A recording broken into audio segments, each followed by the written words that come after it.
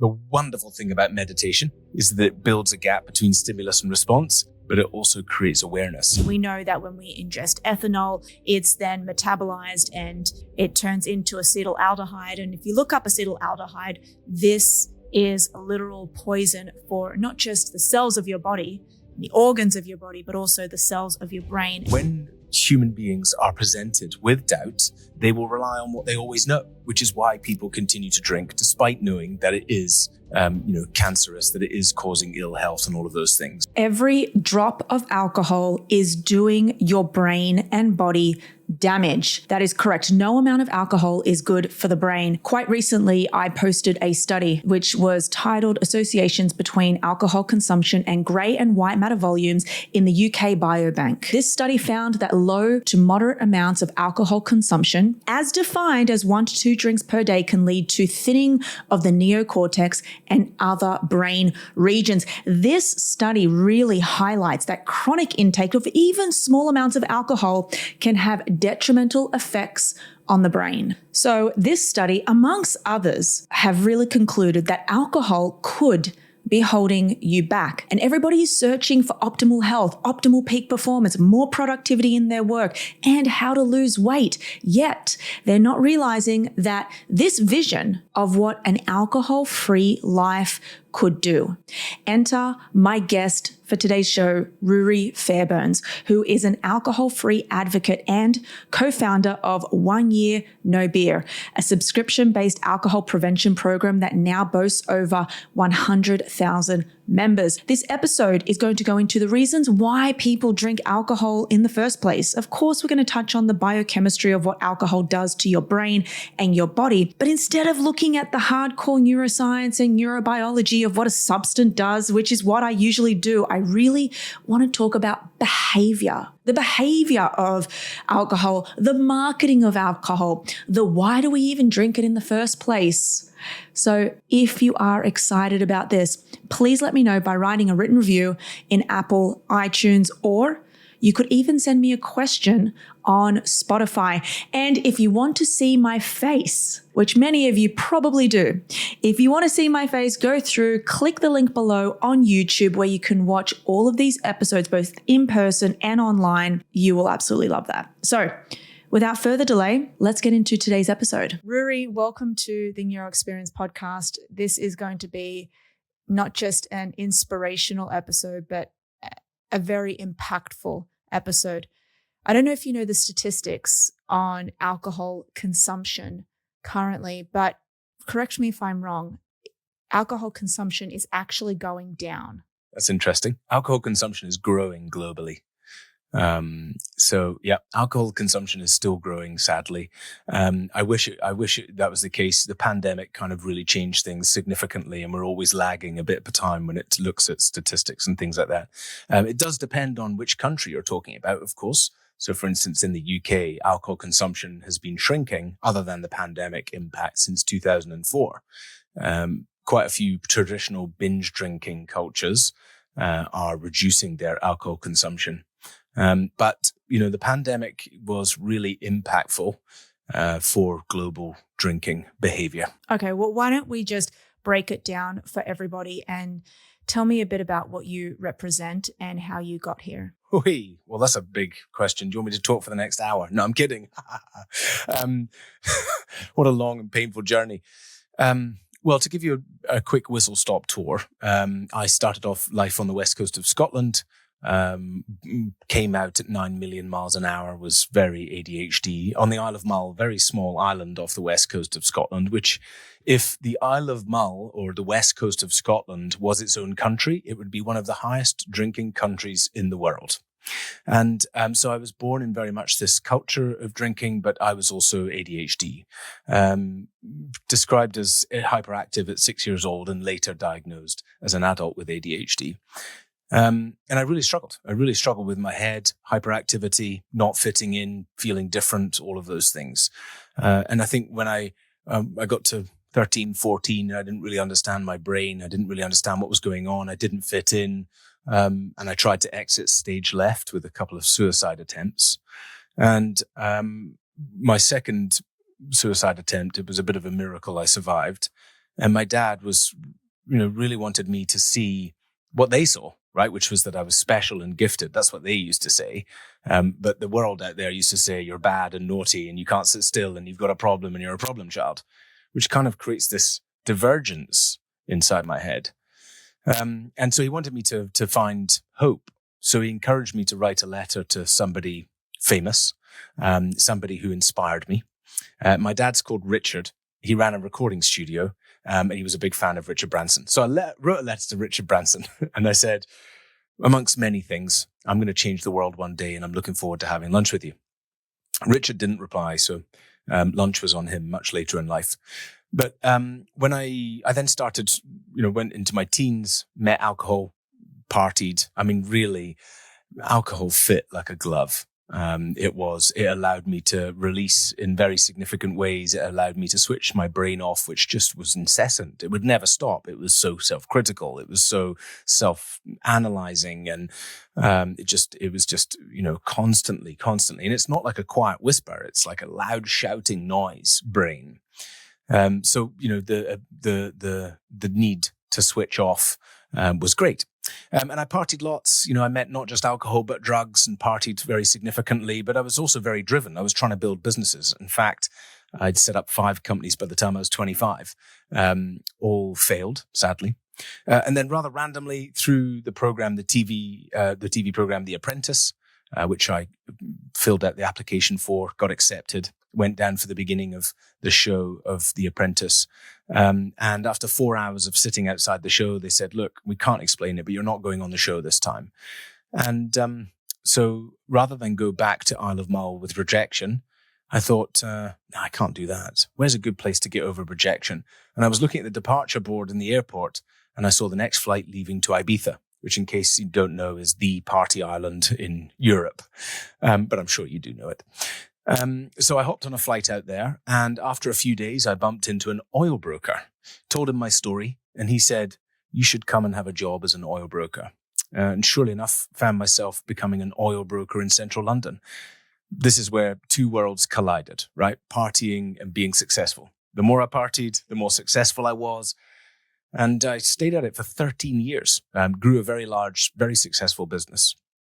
And yet while I was on that journey, I sort of realized one day, and I think this happens to a lot of people, I had this sort of gentle gnawing, I think you could call it, this sort of scratch at the back of my brain. And the scratch was a little voice saying, hey, Ruari, this alcohol thing is not doing you any good.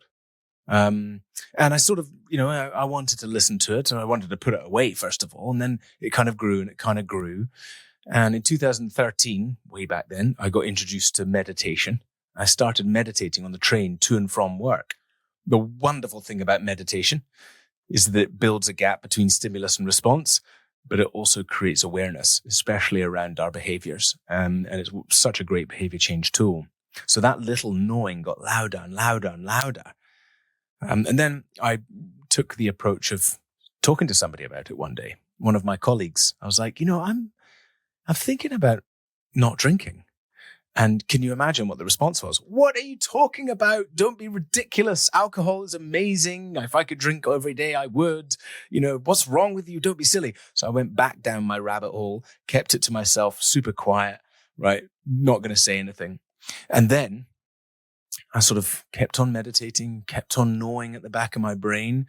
And I thought, no, alcohol's really causing me more trouble than I realized. Now, it looked back now and you're like, duh, how could you not see the signs? I mean, your wife is upset at you. You've got, IBS, you've got stomach problems, you've got skin problems, you're not sleeping well. You're practically crying on the way to work some days with depression. You're like anxious all the time. You're angry all the time. Look, hello, the signs are there. But back then, nobody was doing the math on that, right? None of those things were due to alcohol. Don't be ridiculous, okay? And I think that's where a lot of people are. A lot of people have these things which they're totally disassociating from alcohol. So, cut a fairly long story short, I'm nearly there. I'm sorry, Louisa, is I then approached my boss and I said, I'm thinking about taking a break from alcohol. And he said, you are committing commercial suicide if you stop drinking. Wow.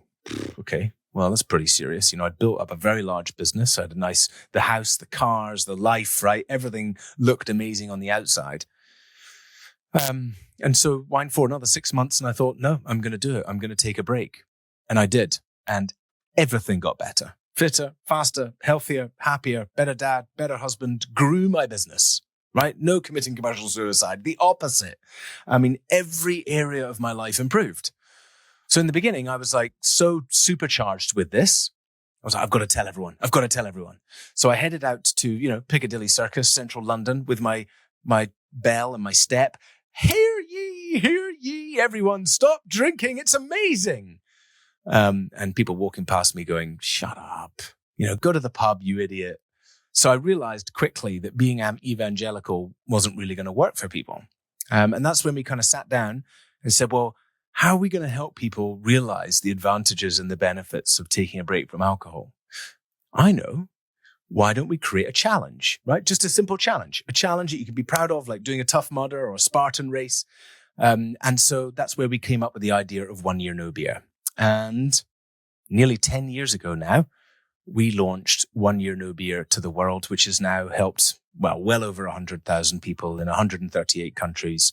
Arguably one of the most well-known alcohol prevention programs in the UK. Phenomenal impact it's having in the world around. And so that's how it started. Wow.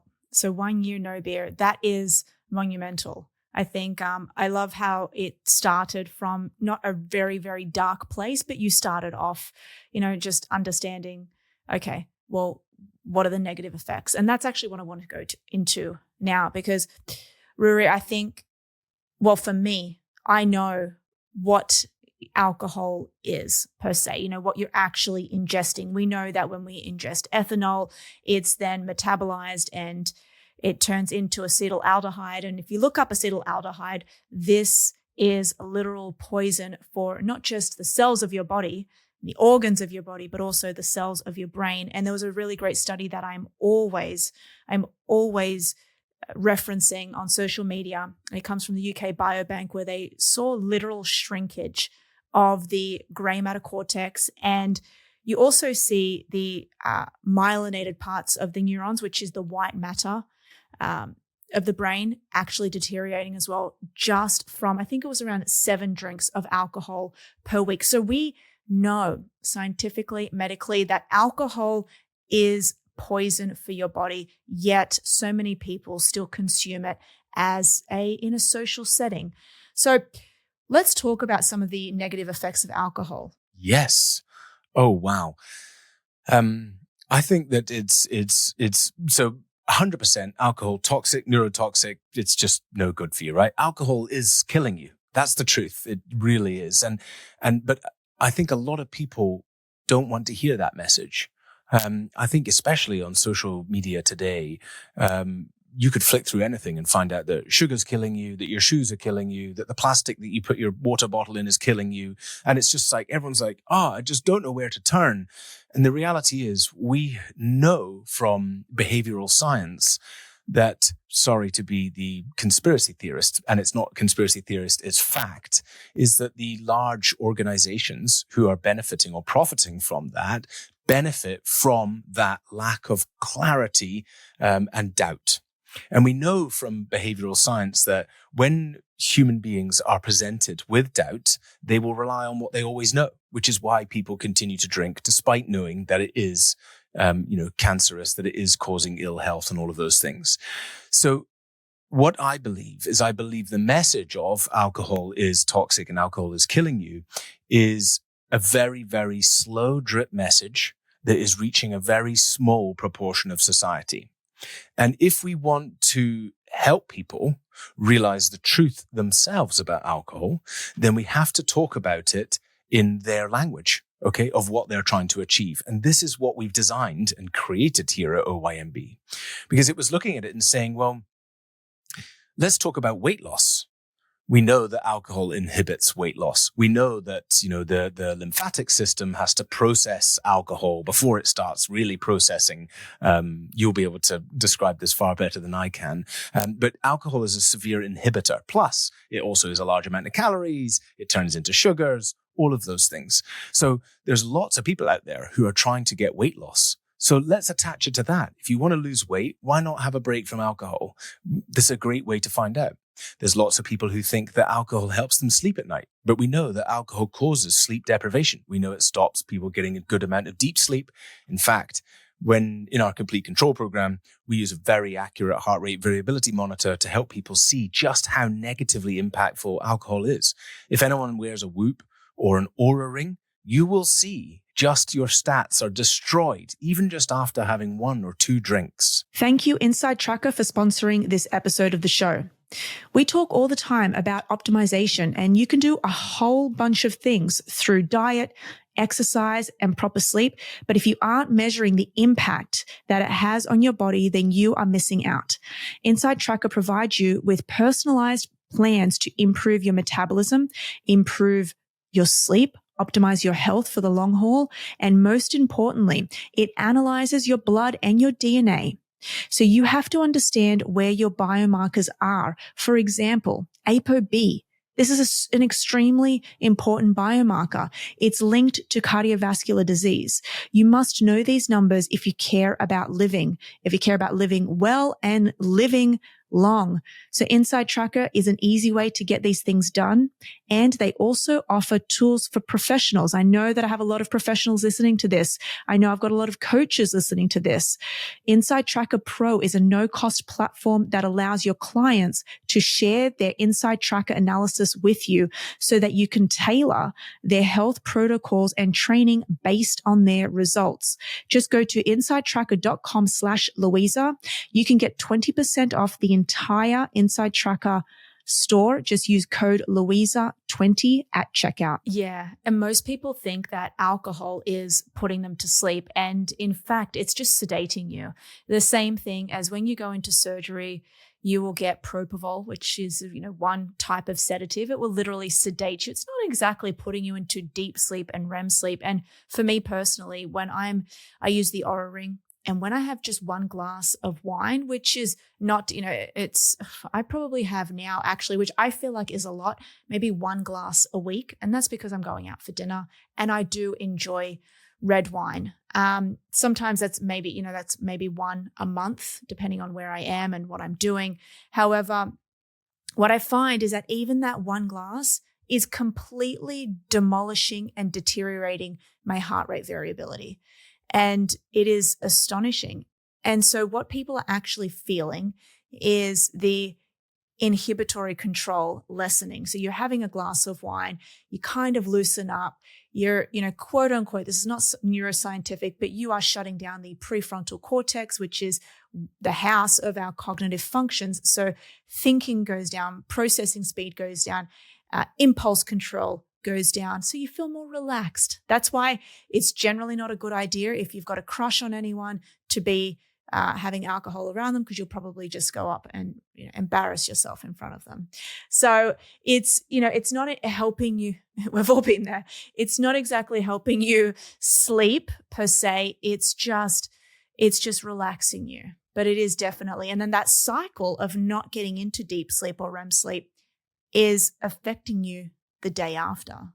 Yes, exactly. And so many people think that it really helps them sleep. And when we show them that in the data, right, we again, far more accurate. So we use First Beat, which is a far more accurate heart rate variability monitor. It's really, really phenomenal. Is that people can see just how negatively impactful it is. As an example, I wanted to test out an HHC vape. And I wanted to see what that was like in terms of calming down my brain and thinking and things like that. And I was wearing the heart rate variability monitor. And I thought, actually, I got a really good sleep without wearing it one night. I thought I got a really good sleep. I thought I woke up great. You can see in the data that almost the moment after inhaling the HHC vape, instantly, I go into very, very high sympathetic nervous system. And this fight or flight system is going on. And then, effectively, as I explain to people, is every time you drink this poison, which is what it is, your body has to defend from a virus, from this poison, right? Which is attacking it. So it releases all this inflammation. Your heart rate shoots up. It's now processing like mad. That's happening while you think you're sleeping. And then if you also look at the knock-on effect, right? So this is why alcohol is so insidious, is that really at every stage it begets itself. So if you think about that for a second, I want to sleep better. So what I do is I'm going to take something which dials down my prefrontal cortex, which is basically I've got stressed out from the day. My central nervous system has got stressed out. I haven't used any tools to deal with that stress and calm myself down, whether that's meditation or going for a walk or breath work. I feel like I can't switch my brain off. So then I reach for alcohol, which is very good at that, right? As a job, it's extremely good at that part. But if you were to compare it to headache pills for a moment, imagine you went to the pharmacist and you said, I'm looking for a headache pill. We've got this great pill here. Here you go. It's really good at getting rid of your headache for 15 minutes. And after that 15 minutes, you will need to take it again. And then you'll need to take it again. And then you'll need to take it again. And depending on how many of those headache pills you take in that evening, you're going to wake up with a far worse headache the next day. How successful would that headache pill be, right? And that's actually the truth of how alcohol treats us, the way we take it. So when you take it because I'm thinking about having a good night's sleep, then it creates that sleep deprivation. Well, guess what sleep deprivation creates, right? It then creates compulsive behavior. And so then we're far more likely to desire a drink again the next day. We're far more, again, that not only alcohol, but also sleep deprivation, those two in tandem, they attack our stress coping mechanisms. So the next day we get stressed out easier and faster. And guess what stress creates? I want to have a drink again. And this is where that sort of cycle goes for people. Many, many people are stuck in that cycle. I think also we have to play devil's advocate because most people have a fear of being ostracized and a fear of missing out. And honestly, if you go out, when I say I'm not drinking tonight, which is most nights when I'm out, people, what do you mean? Can't you just loosen up? And you kind of feel like, okay, well, sometimes I feel like I need to tell people that I'm in AA, maybe just so they don't get, if I say that, maybe they won't ostracize me. But if you're just saying like, I don't want to drink, they say, well, Louisa, you're always so uptight. Why can't you just relax a little bit? So there is this fear of being ostracized in a sense. Totally. So this is kind of why 1 Year No Beer exists. So if we break all of that down, I think in the beginning there, when we did our research with Stirling University, we just showed how epidemic peer pressure is.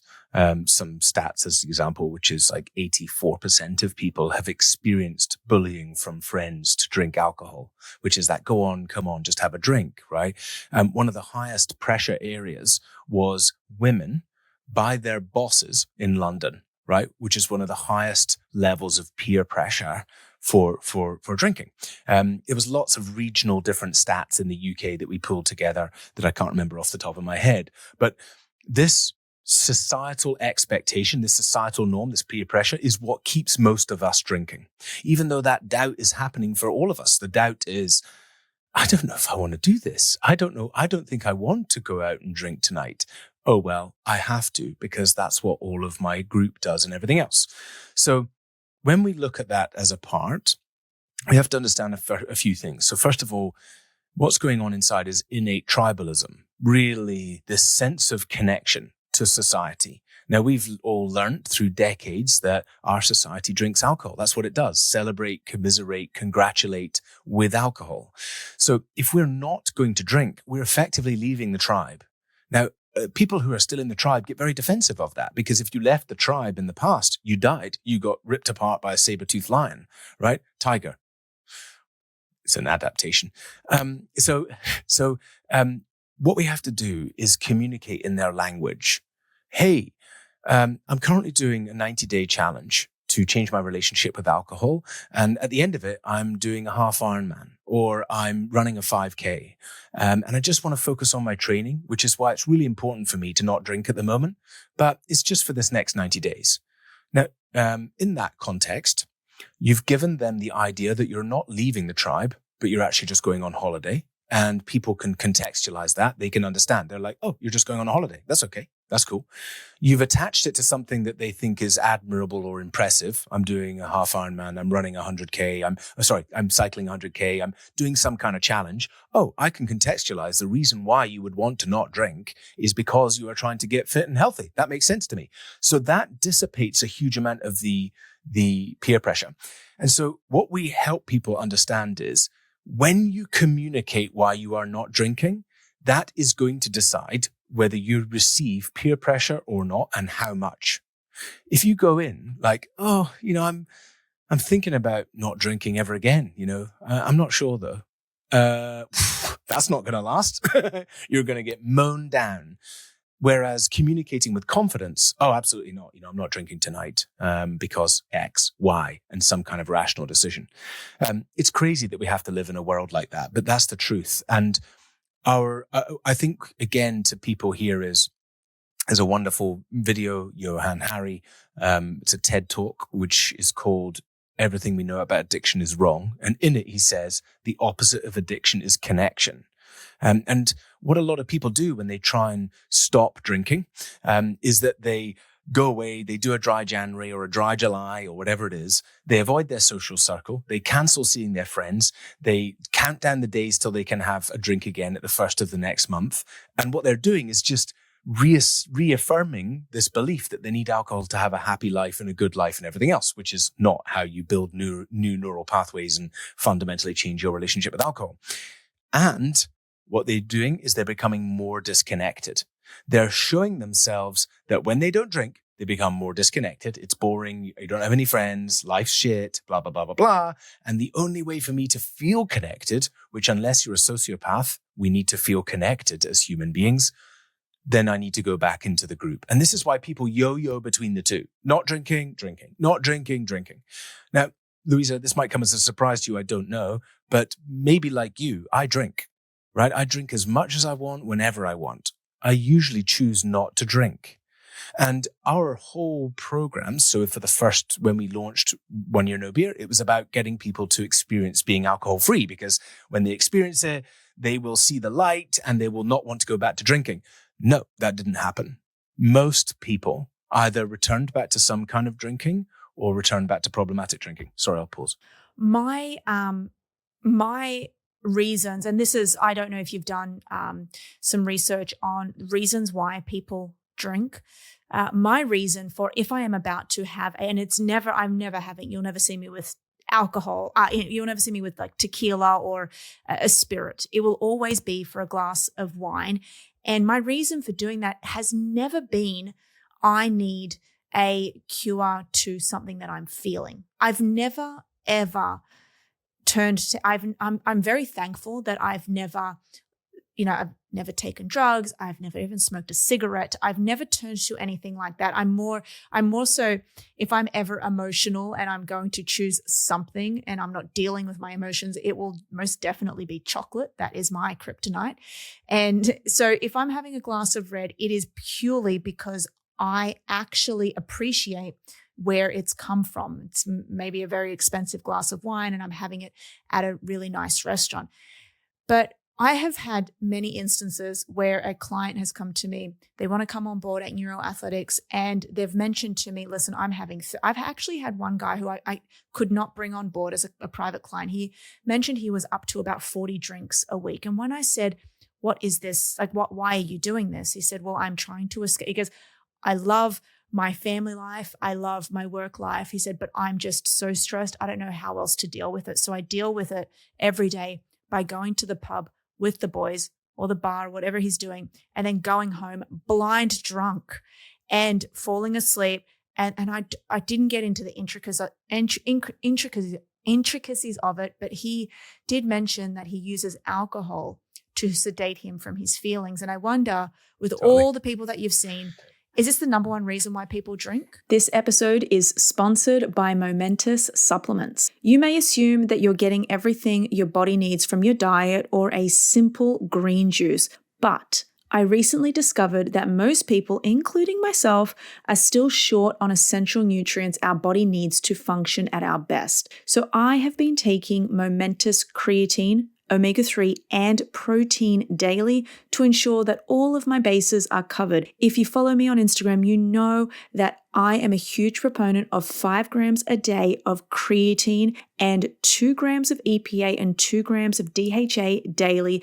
And according to my body weight, I am doing 110 grams of protein per day. Now, supplements can feel like a dirty word, and navigating the space can be daunting due to the lack of trust and transparency. But I've come to learn that I can trust Momentous. This is why I'm actually an advisor to the company. And Momentous makes the decision so much easier for me because my trust in the products are very, very high due to their dedication to working with the best, from their collaboration with experts to their unparalleled commitment to only using the highest quality ingredients possible. And also, they have invested heavily in their third-party testing. So there's a reason why the world's best athletes and experts use and help develop Momentous products. So if you're like me and you want to take supplements that are made by and used by the best in the world, go to livemomentous.com and use code NEURO to get 32% off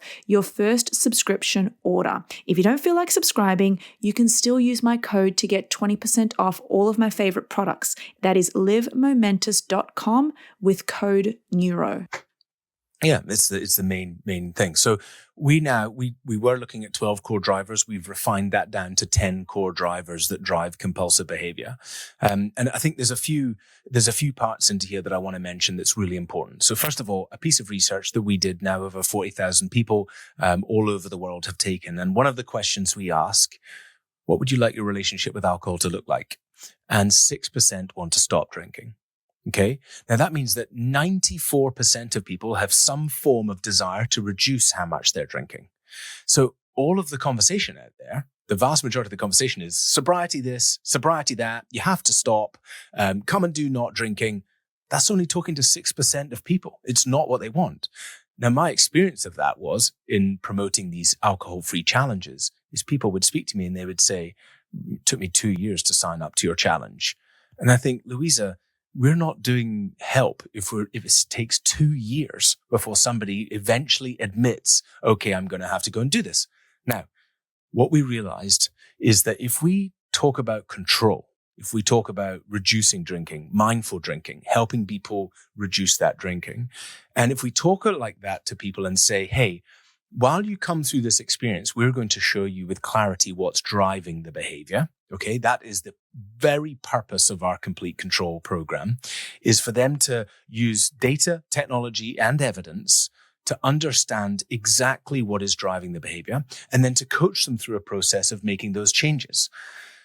Turns out, right, that we know from science what drives compulsive behavior. So why are we labeling people as anything, whether addict, alcoholic, alcoholism? Why are we labeling those things if we haven't yet helped them see what is driving it, right? As an example. So what are those things? Number one is our past experiences as a child. We could call that trauma. Lots of people go, well, I don't have any trauma, but that's just because they don't understand the truth of trauma. The reality is, during 0 to 7, right, we do not have a prefrontal cortex. Okay, we obviously have one, but it is forming and it is starting to switch on. And that's what we use to make sense of the world, to rationalize, to understand. So as a child, some things happen. We see some things. Somebody shouts at you. You don't have the rationalization you have today to go, oh, that's just somebody tired or frustrated. In fact, what happens is you hard code, you field some really powerful emotions that you don't understand, and we pack down. Now we're starting to understand how destructive those past emotions are that we have spent our entire life running away from are. It's not just in compulsive behavior for alcohol. It's in all compulsion. It's also in autoimmune diseases and disorders, mental health illnesses, neurodivergence, diseases, cancers, Alzheimer's, dementia. This unprocessed childhood trauma, these unfelt emotions are drivers of these things. Yeah, there is a very strong correlation between breast cancer and alcohol, which is quite scary, especially we know that a lot of breast cancers are, it's a combination of sporadic and familial. So I really recommend anybody. I recommend anybody not turning to alcohol, but really understanding the impact of alcohol on breast cancer is huge. Not just, I think it's now 6% of all diseases. It's a huge proportion of cancers the truth is coming out about. But we again could talk about the misinformation funded by the alcohol industry, which we know has happened. The New York Times published a whole expose about how it was funding misinformation. We know the tobacco industry did it for decades and then was, hugely fined and taken to court over the misinformation to mislead people. And I think, when you look at the funding, right, the funding of these things, who is paying, right, other than governments? Who is paying for the truth, right? It's not. It's funded by alcohol companies, the vast majority of these things. So anyway, but what I wanted to just get back onto. I want to focus on that. I want to focus on what is the marketing around alcohol consumption and who is funding this marketing. Well, the big alcohol is a huge industry. I mean, it's a $2 trillion industry globally. So we're talking about a huge amount of funding and weight. I mean, they sway governments. They sway. I mean, look at the pandemic as an example, right? So big alcohol used the pandemic as a reason to change licensing laws in the US, meaning that now you could get alcohol delivered 24/7 because it was an emergency requirement for people during the pandemic. And because of that, alcohol consumption increased by 20% in 1 year alone. And that law has not now been changed. And so they're expecting alcohol consumption to continue to grow by another 20% over the next 5 years in the USA. So there is the marketing. Again, you could look at the UK, right? 2004, the UK licensing laws started to change around alcohol advertising. And that's also peak alcohol in the UK. Alcohol consumption started to decline from that very point that they started to get tighter on this marketing. So there's two things in here. We've got this wonderful opportunity, I think, for the alcohol industry that didn't exist. There was no e-cigarettes. There was no option for the cigarette industry. It was just like, we either keep people smoking and keep trying to create disinformation so that people rely on the information that they have, which they did for decades, or we go bust. Whereas the alcohol industry actually has an alternative. And the alternative is that people want an alternative to alcohol. That we have these alcohol-free drinks, which are great. Okay, the alcohol industry doesn't sell as many of them. And interestingly, there was a piece of research done that 46% of alcohol sales come from alcohol use disorder, which means if the alcohol industry achieved its global mention of drink responsibly, it would halve its market value. What business is going to do that? They're not. So they're just paying homage. They're just, drink responsibly. Here's another example. In the switch, I know people are really excited and raving about the fact that, alcohol-free is now being advertised at the F1, at various sporting events, which is fantastic. It is progress. But hang on a second.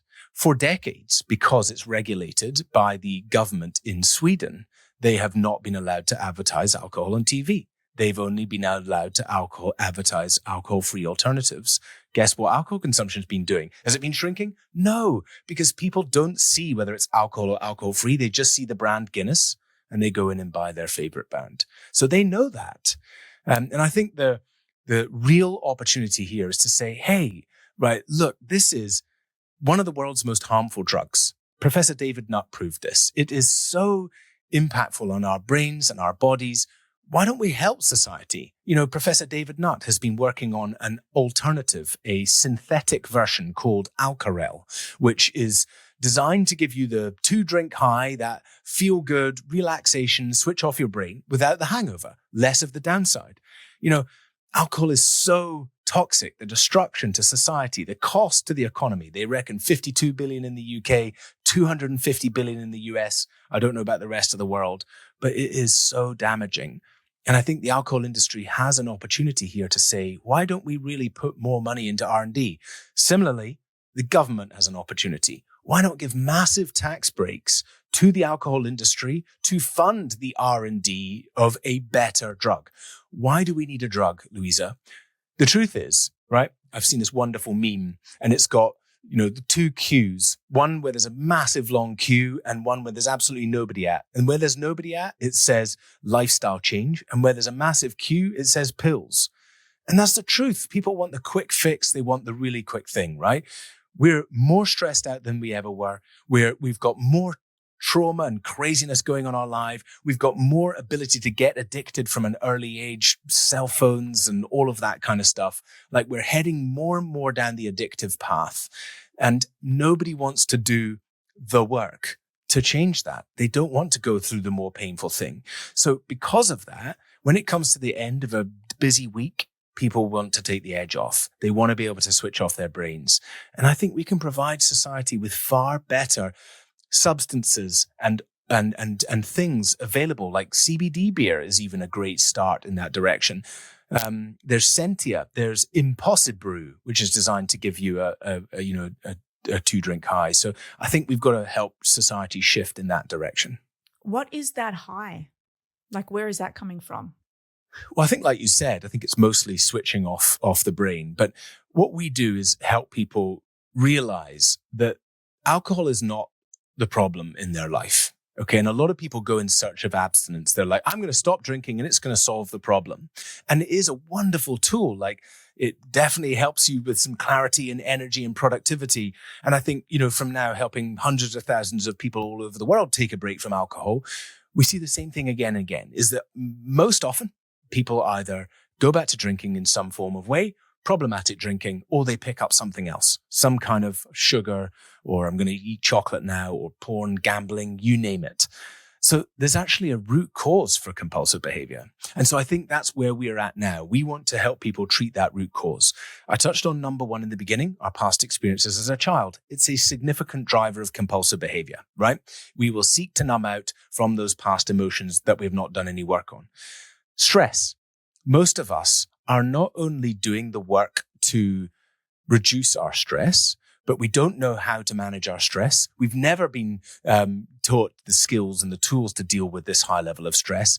And we're actively engaging in attacking our stress coping mechanisms. Enter alcohol, enter eating shit food, enter not exercising, enter sleep deprivation, right? All of those things debilitate your ability to deal with stress. And then people are like, I just don't know why I feel compelled to have a drink at the end of the day. And you're like, because of those two things, right? And those are a major factor. And then we can start looking at other areas of people's lives.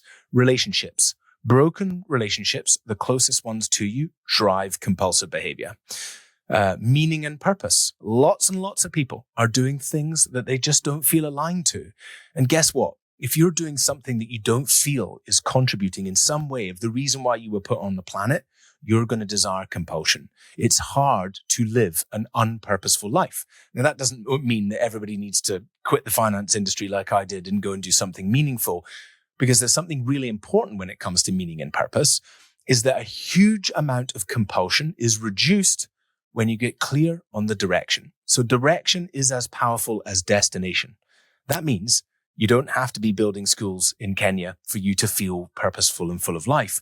You just have to be clear that that's the direction you're going in. And when you are clear, you start listening to podcasts about building schools. You start reading books, and that helps reduce that element of compulsion of feeling misaligned. Then there's things like connection. When we feel disconnected, we will drive compulsion. Emotional regulation is a really core part. Our environment. If you're surrounded by a toxic environment, people drinking all the time, all partying all the time, and that's the only place, of course, right? So these are all the factors that drive compulsion. And what we help people say is that, look, not all of these are all going to be in line. You're not always going to have a perfect relationship. You're not always going to sleep well. You're not always going to have low amounts of stress. But you must recognize that when these get out of balance, you're going to fall down the rabbit hole of drinking compulsion. And if it's not drinking compulsion, it'll be gambling, it'll be sugar, it'll be something that has to take the edge off. I wonder what the correlation between successful people and alcohol consumption is. You don't see a lot of these. I've worked with some of the best athletes in the world, and none of them are drinking. I've worked with extremely high CEOs, high-level CEOs, portfolio managers, hedge fund managers. Some of them are drinking, but when I see the ones who are really dialed in, they're not drinking. Thank you to Apollo Neuro for sponsoring this episode. The Apollo is a therapeutic wearable designed to be worn discreetly on the wrist or ankle that works by sending gentle vibrations to the body that signal safety to the brain. It is a safe, non-invasive way to relax, get the sleep you need, focus your attention, and find your flow. I have been wearing this certain device for about 1 year. I originally got it because I really needed to downregulate my nervous system. Yes, as you can tell, I'm very high energy, very high paced. I really wanted a way to hack my system other than meditation, breath work, or even sleep per se. I really wanted to be in the driver's seat. To be honest, guys, I'm not the best meditator, which is why this device works so well. So with these soothing vibrations, Apollo directly engages with my body's nervous system, and these vibrations help to naturally regulate stress responses and promote a state of calm, enhancing my ability to manage daily stresses without reliance on pharmaceutical aids. So if you want to be in the driver's seat, if you meditate and do breath work to calm your nervous system down, and you don't want to do that alone because you know that that alone is not as powerful as a device like Apollo, you can grab one of these. You can get $40 off any of the Apollo wearable devices by visiting the link in the description below, or simply going to apolloneuro.com and use code NEURO40. That is apolloneuro.com with code NEURO40 to receive $40 off. No. The ones who are dialed in are not drinking. But every day we have business owners. Our main core program is designed for business owners and high achievers.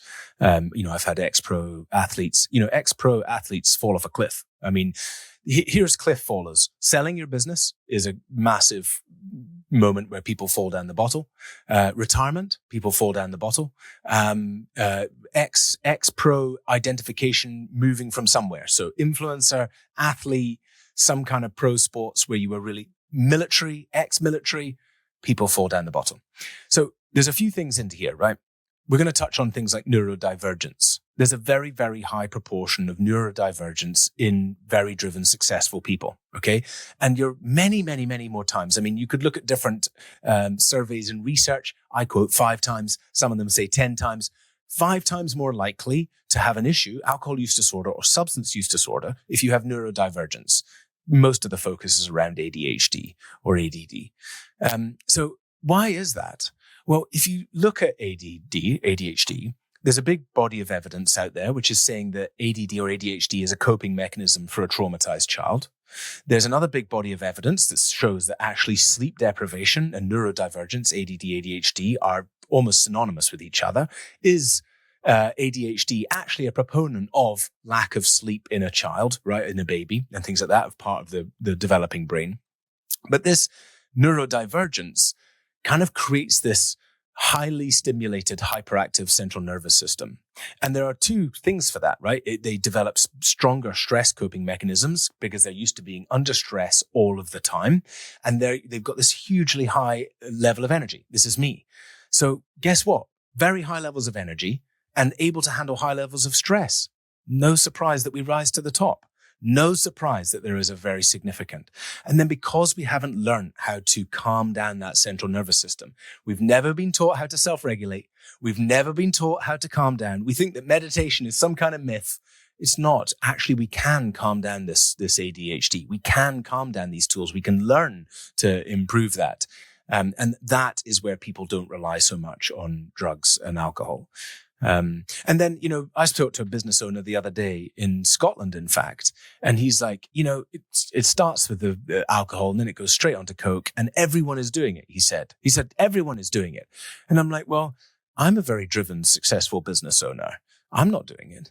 And so really, is it everyone, or is it just the environment and the group that you have happened to have specifically chosen? So I think this harks back to environment and choosing people and all of those kind of things. Yeah, and it really does come down to understanding your triggers, because this can mean the difference between you gaining 50 pounds, getting into alcohol abuse problems. I think it really comes down, like, as I've been listening to you, it comes down to owning why it is that you feel like you need to have a drink, if it is outside of the realms of enjoyment with friends every now and then. I would argue as well, and this is a question I have, all of these problems, do they stem from, are you talking, what if somebody was having one glass, like myself? Let's just say I have one glass of red wine a week. How detrimental is that? I would say if you are regularly consuming alcohol on a weekly basis, any amount, then it is causing psychological and physiological damage. And the only way to prove that is for you to say, why not stop doing it for a month? If it's only a glass a week, why bother? And if you feel cognitively better, or you feel a bit more lighter, less tired in the afternoon, any of those things, then you've got your answer. If you do that break of a month and don't feel anything at all, then it's probably not doing you any harm at all. Actually, let's not say it's not doing you any harm at all. Again, you started off the podcast perfectly. It's 100% toxic. It is impacting your memory. It is increasing likelihood of cancers, of dementia. Any amount of alcohol is increasing the likelihood of those things, right? And I think that's what's really interesting when my podcast came out with Rich Roll, to see people like Doc Arman commenting on it, saying, yes, louder, we need to shout about this. Pioneers in neuroscience, pioneers in behavior change, in health, in preventative health, commenting on it, saying, yes, this is the message we need to spread to people, is like, hey, you want to be able to have a take it or leave it relationship with alcohol. But the truth is that you should really, for the optimum health, for peak performance, to be at your best performance, you should mostly be choosing to leave it. And I think where we're really focused is, we get a lot of binge drinkers, we get a lot of daily drinkers. A lot of binge drinkers, I've had a guy who's like, look, I can stop for a year, but when I do drink, it's like I've won the Super Bowl and I want to change that. That's primarily driven by trauma and stress. Like, that's a guy who I now have changed. He actually sent me a picture. He's an ex-pro NFL athlete from the Super Bowl picture, out there with a big group of guys drinking a Guinness Zero with, what the fuck have you done to me? Question marks on here. And I think that's where we want to help people at, is to say, look, maybe in the back somewhere of your mind, you've questioned or wondered or thought, you know what, I think alcohol is holding me back. It is. Listen to that. The second thing is that you don't have to stop it forever. You don't have to give it up forever. You can have a better relationship with it. You can reduce how much you're drinking. And in order to do that, you have to work on the underlying drivers of what creates that behavior. And it just so turns out that those things are how you are living your life and how you are operating in your world. So by very definition, this whole journey is life-changing in an incredibly positive way. The vast majority of people who come through this program, they call it profoundly life-changing. And that's because we're not just getting people to stop drinking. I did that for the first 9 years. We're getting people to change the underlying drivers so that they can have a take it or leave it relationship with it. I love that, Ruari. You're doing such good work in the world. And I'm excited to see how many people come through your program and how many people become alcohol free in the next coming years. So we will link your program. Why don't you give me a quick indication of how people can find you? Absolutely. Well, if this has resonated with you, or you want to complain in any way, you can always reach me on Instagram. I'm R Fairbairns on Instagram. We are OYNB on all social channels. And I'm pretty active up there. If you want to check out we've got our challenges, we've got huge resources, podcast, lots of free stuff to support the world, which is very important to us. We have our low cost challenges and things like that to support people if they want to take a break from alcohol and they'd like a little bit more support. And then we have our more intensive program, Complete Control, which is a game changer. We recently did a deal with the UK's largest rehab referral business in the UK. And so it's growing very rapidly. It's a pioneering program that is having profound impact on people's lives. And you can find that all on the website, oneyearnobeer.com. And the last note would just be to say, I think that for anyone out there who's regularly consuming alcohol, This is the one thing. It's the one thing that will give you almost everything that you're looking for. It will help you lose that weight. It will help you improve your business this year. It will help increase in productivity. Who knows what ailment might disappear if you go down this road? And I'm talking about thousands of people who've talked about psoriasis going, high blood pressure disappearing, cardiovascular diseases reversed. I've got a message from a woman who is literally diagnosed with multiple sclerosis, and 3 months after coming through complete control, completely remissant, the word, no signs. So, and that's not just from stopping drinking alcohol. That's a whole lifestyle change for somebody. It's a huge thing that we do in complete control. Did you mention multiple sclerosis? I did. Amazing. But this is some of the incredible things about working holistically with people. And I think this is the conversation that we're having here, is saying, why don't we look at this from the holistic perspective rather than just drinking, not drinking? What's really driving it fundamentally? And can we help people with that? So yeah, happy to support in any way we can. And thank you very much for having me on the podcast. Thank you so much, Ruari, for being part of the Neuro Experience podcast.